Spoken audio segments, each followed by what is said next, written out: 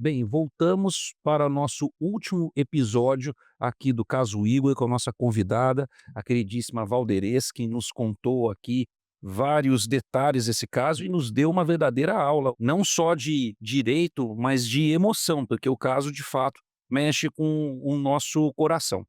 E dentro do Ministério Público também a gente, como eu disse já inicialmente, sendo promotor de justiça, um caso que o réu é um promotor de justiça. Valderez, nós terminamos falando da condenação pelo tribunal, Isso, condenação unânime. E aí, você acompanhou depois a fase recursal e também teve a fuga do Igor, né? sim. Na verdade, eu queria fazer uma referência, por uma questão de justiça, condenação, queria fazer uma referência à colega a aposentada Liliana Buff, que ela fez a instrução muito bem feita, porque a instrução bem feita, todos nós que somos promotores, Sim. especialmente quem foi É metade do caminho. é o caminho para obter a condenação. E também pela firmeza dos procuradores gerais, doutor Marrei, na época, e do doutor Filomeno posteriormente, né.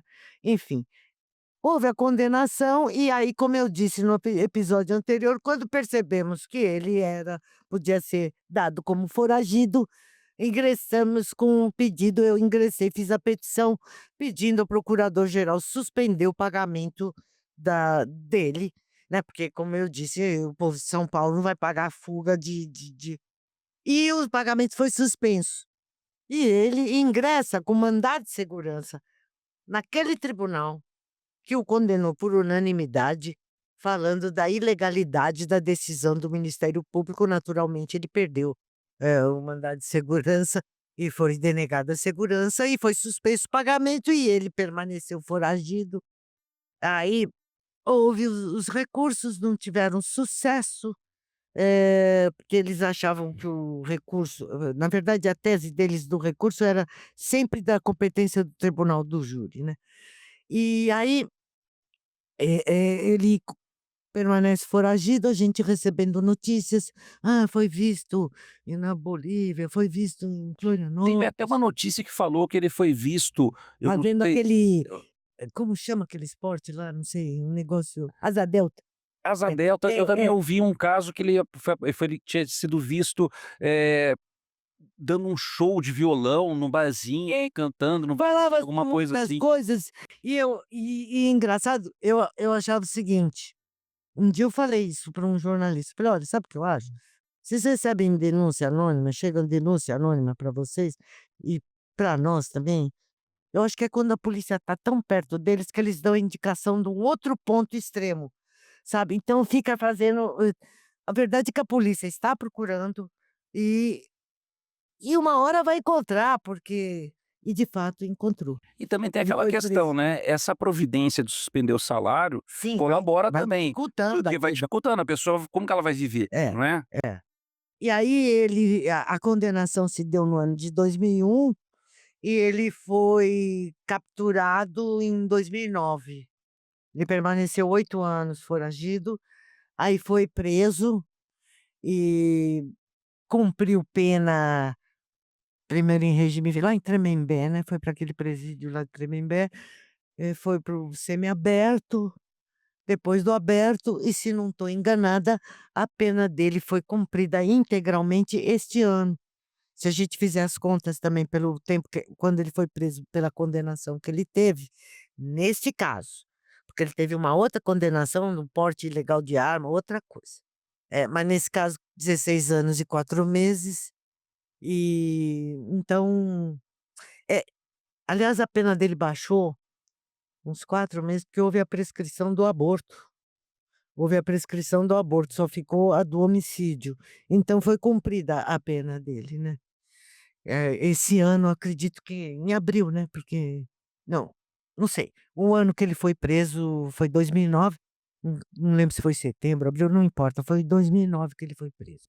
Tá. Ô Valderez, a gente fala aqui de muita coisa que era novidade na época, Sim, né, do Ministério Público, e hoje a gente pode perceber que a justiça ela caminha de uma forma diferente, e a gente está falando aqui do primeiro julgamento de um promotor no Tribunal de Justiça, a gente está falando aqui da utilização de exames de DNA, é, e aí eu também vou falar uma outra coisa para você. Você tocou aqui no ponto da imprensa às vezes divulgar, dar informações desencontradas.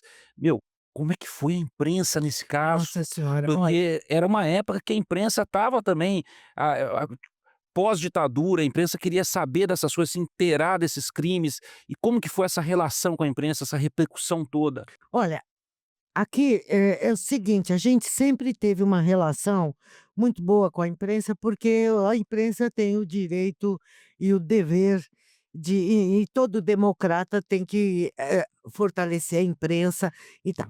Mas, houve alguns problemas algumas vezes, por quê?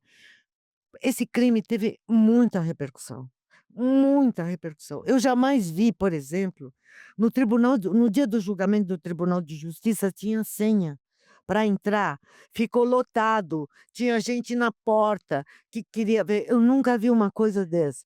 Então a imprensa já durante a a investigação e a Fazer uma instrução. intervenção. Você nunca tinha visto uma coisa dessas, sendo que você foi promotora do Promotora júri do júri por durante muito tempo, muitos né. anos, trabalhando em processos de justiceiros, de pessoas.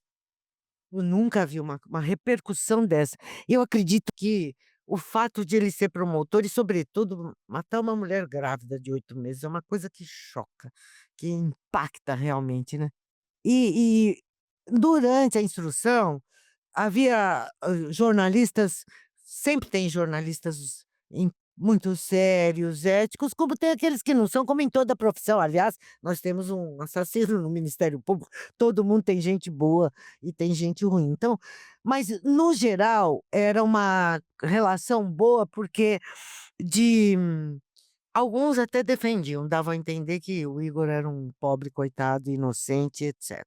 Mas os jornais de grande repercussão faziam matérias, davam espaço para ambas as partes, tanto acusação quanto defesa, e também, mas a gente tomava muito cuidado com isso, porque esse processo teve ele foi, assim, pedagógico também para o Ministério Público. Foi importante para mostrar para a sociedade que o Ministério Público tem que agir e age em qualquer infração, não importa quem seja o seu autor.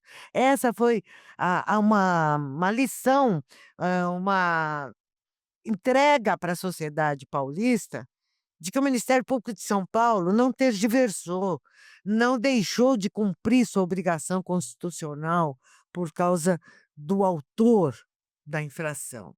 Então essa foi uma lição importante. E acho que a imprensa colaborou para isso, porque a imprensa deu muito destaque, mas era muito destaque. Se alguém fizer uma pesquisa hoje no Google, vai ver o que tem de coisa do Igor, o que tem de matéria, de notícia, é muita coisa, eu nunca vi. E é curioso que eu te conheci primeiro pela imprensa. Eu era promotor substituto na época, É, né, então estava no interior, e eu te conheci primeiro pela imprensa, porque o caso teve essa repercussão e é. você estava responsável pela acusação.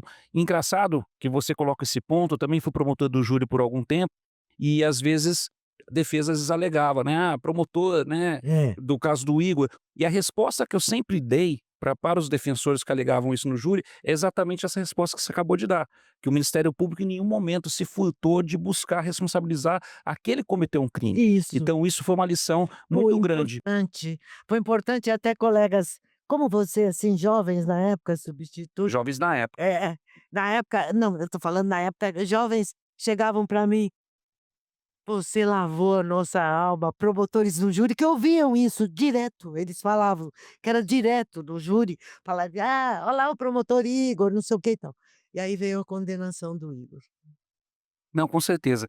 Valderiz, a gente chegou, infelizmente, ao fim aqui do nosso programa, mas eu gostaria de falar uma coisa para você, pedir uma coisa para você. Eu sempre peço para todas as pessoas, os meus convidados, fazer as considerações finais, falar a sua experiência com esse caso, falar de coisas que você já falou de uma lição, mas quais lições a mais você extraiu desse caso e como você se sente tendo sido responsável por esse momento, que é um momento histórico, um marco na nossa carreira. Eu sei que na sua vasta e brilhante carreira você passou por muitos Muito. momentos, mas esse foi um momento especial. Depois a gente vai eu ainda quero fazer um outro podcast com vocês aqui de um outro caso, a doutora Valderez, mas eu não vou dar spoiler, mas a gente vai fazer ainda.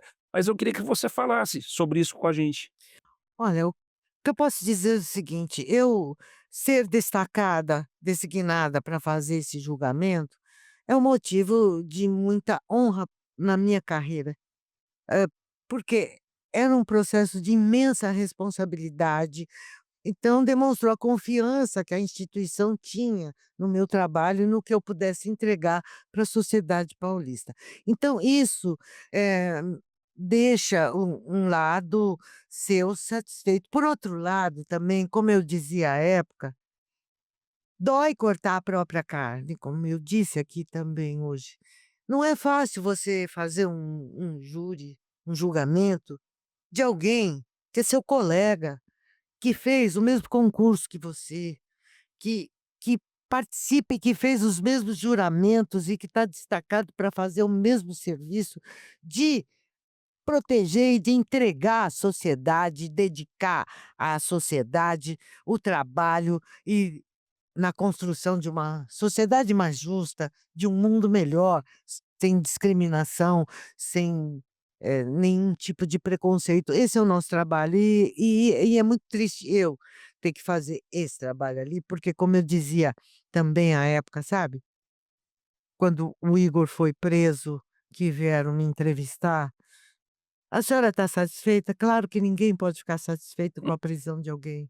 Não pensem que a condenação eu sempre disse, lá no tribunal do júri, e tudo bem que o Tribunal de Justiça não é um plenário de júri, mas eu sempre digo: o júri não é palco de vaidades. No júri se discute os bens máximos, mais caros que todos temos, que é a vida e a liberdade. Então, enquanto alguém perdeu a vida, outro está perdendo a liberdade. Isso não pode deixar ninguém feliz, ninguém satisfeito. Porém, o que deixa é a sensação de dever cumprido. Quando você faz o julgamento, a pessoa é condenada e não é presa, não cumpre a sua pena, você sente, não é aquela frustração da vaidade, não pode ser um palco de vaidades, tem que ser a execução do dever cumprido. Olha, sociedade, cumprimos o nosso dever. Vocês estão protegidos com a atuação de uma instituição que é voltada para a defesa dos direitos coletivos e individuais e da democracia e do Estado democrático de direito. Então, é isso que eu posso dizer. Esse processo tem essa importância, primeiro por ter sido o primeiro processo, um processo impactante, um processo que também causa uma comoção nas pessoas por todas as suas circunstâncias.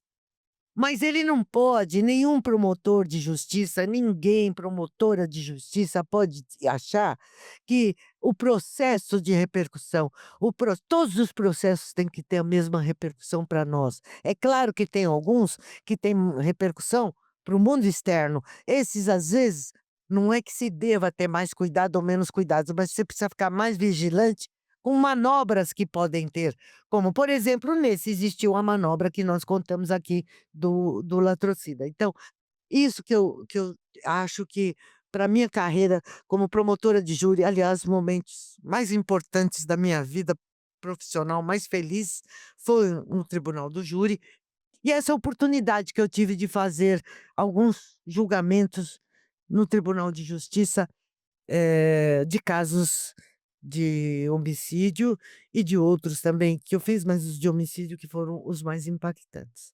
Então o que eu posso fazer de considerações finais aos colegas, que é isso, não existe caso, não é palco de vaidade, não existe caso de repercussão ou menos repercussão. Nós temos que ter a sensação do dever cumprido, estar sempre servindo à sociedade. E é esse o papel que nós temos que ter e sempre defender as instituições que são o sustentáculo do Estado democrático de direito. Valderez, eu queria dizer para você que, de fato, no começo aqui do nosso episódio, eu falei que seria um episódio histórico, e eu tenho certeza disso. Eu queria agradecer, assim, pela sua generosidade, com a Imagina. paciência que você explicou todo esse caso, e assim, queria agradecer a idealização desse podcast, a doutora Tatiana Vigiane Bicudo, que me deu essa oportunidade. porque para mim foi uma oportunidade eu estar aqui presente com você, Valderez, e dizer que eu já te conheço de fora aqui do podcast, e nós estamos dando a oportunidade das pessoas te conhecerem um pouco mais. E eu tenho certeza que ninguém vai, pelo contrário, todo mundo vai ganhar muito com isso. Muito E dizer obrigada. para você que foi, assim, sensacional. A gente está sempre com as portas abertas aqui para você. Muito Eu obrigada. espero que você venha aqui mais uma vez, a gente já conversou sobre É. isso, mas também não vou revelar do que vai ser o próximo podcast com a Valderez.